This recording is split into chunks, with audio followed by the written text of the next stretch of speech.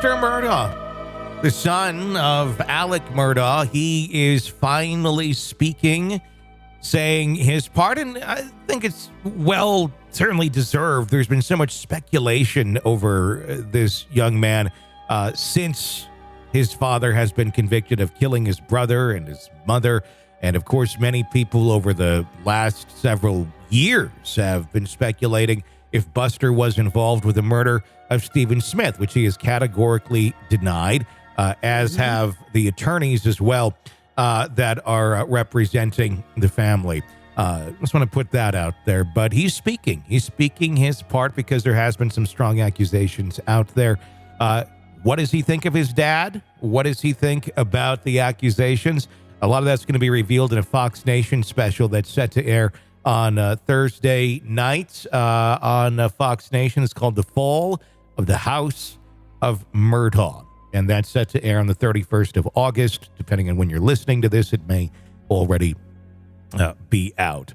But it's going to be interesting. He's vehemently defending his father's innocence, despite the latter being found guilty of murdering his wife, Maggie Murdaugh, their son, Paul. The revelation came to light during the Fox Nation special, The Fall of the House of Murdaugh.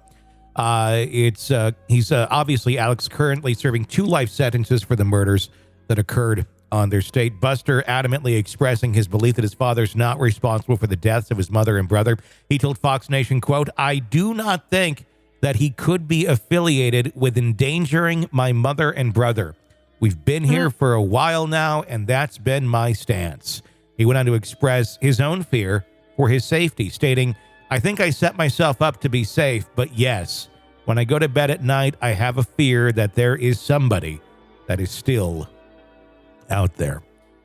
That would be a difficult one to wrestle with all around. And I can understand why Buster feels that way. It's not necessarily because he's an idiot. And I'm not saying that he is. It's because how do you process this sort of shit? How does anyone process this sort of shit? Of your mother, your brother, they're both dead. You once led this lovely life, and now you're on your own, and you yourself are also being accused of a crime that you probably likely had nothing to do with. That's a lot to wrestle with, and you're going to be searching for normalcy and trying to believe something is not wrong, and all you have left is your father. You're not going to want to believe that he did this crime. You gotta, your heart has to go out to him a little bit. His entire family's been destroyed. He got booted from the University of South Carolina Law School because of plagiarism. He's probably going through some horrific, traumatic, trauma. His life is upside down. So I think whatever he needs to do to be okay on a daily basis is what he's doing. But I get the impression he's a smart individual. He has to see the evidence here, don't you think? I think you can see the evidence and still not want to believe it, especially if Alec was this whole other Jekyll and Hyde character to his children as well, which it seems he probably was, based on everything we know about him and the way colleagues and other people who dealt with him on a regular basis, they didn't feel this way. Everyone was shocked that he was capable of doing this sort of thing, and the crimes that we know he did commit. He knew how to turn it on and turn it off and be quite a manipulative, horrible human being. And I could see, if you're the son, if he was always good to you, you're not going to want to believe that.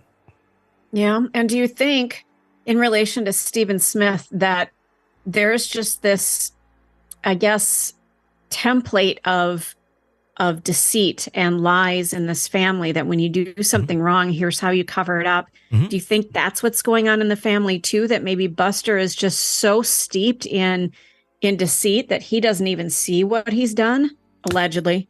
Yeah. I mean, I don't know that Buster has done anything, honestly, in this. I think when you have something horrible that happens around a family that is so steeped in crime and deceit, naturally, you're going to have accusations that are going to be made, and rumors are going to circulate. But yeah, if he was brought up, you got to look at how this kid was brought up. He's a young adult now, but his whole life he was surrounded by Alex Murdaugh and Maggie and that wife and the whole life, the way of thinking of they're entitled, they're above everything.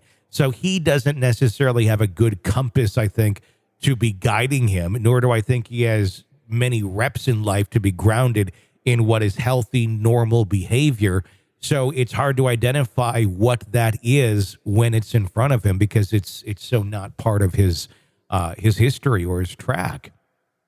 Authorities remain convinced, obviously, of Alex's guilt, backed by what State Circuit Judge Clifton Newman described as overwhelming evidence, which included blood splatter on Alex's clothes and his admission of lying about his whereabouts on the night of the murders. Despite this, Buster stands firm on his father's innocence, describing the situation as a terrible thing to place on somebody with absolutely no fact. He explained the impact on his reputation, stating, "I mean, people perceive me as a murderer." The gripping saga also encompassed the mysterious death of Stephen Smith, an openly gay teenager and Buster's high school classmate.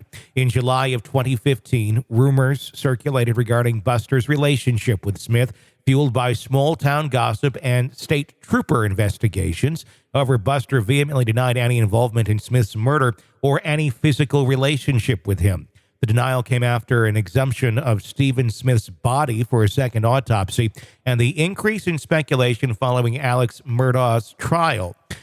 South Carolina's Law Enforcement Division, SLED, has been investigating Smith's death since June of 2021, with SLED Chief Mark Keeley classifying it as a homicide.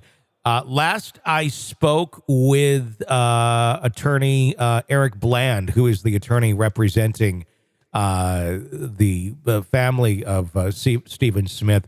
They were hoping, we were literally on a phone call doing the interview, and the police chief, Mark Keel, actually reached out to Eric while we were on the air. And he said, "Can I take the call?" And go for it. Yeah. Breaking news on the air. And obviously we didn't air the call, but that was 3-4 weeks ago. And I remember Chief Keel saying to Eric that they were hoping by Labor Day there may be some more information out. We are readily approaching Labor Day. There hasn't been anything yet, but the investigations on Stephen Smith are well underway, and they do continue to develop leads. So I would say, just from what I've heard, I wouldn't be surprised if soon or by the end of the year there's some new developments in that case. Not necessarily involving Buster. For his sake, I hope not. Obviously, the clues, the leads will lead where they lead. But I do, for his sake, if he has nothing to do with this, hope that it does truly point some people in another direction. So some of that, those accusations, those rumors and all that can be lifted off of him.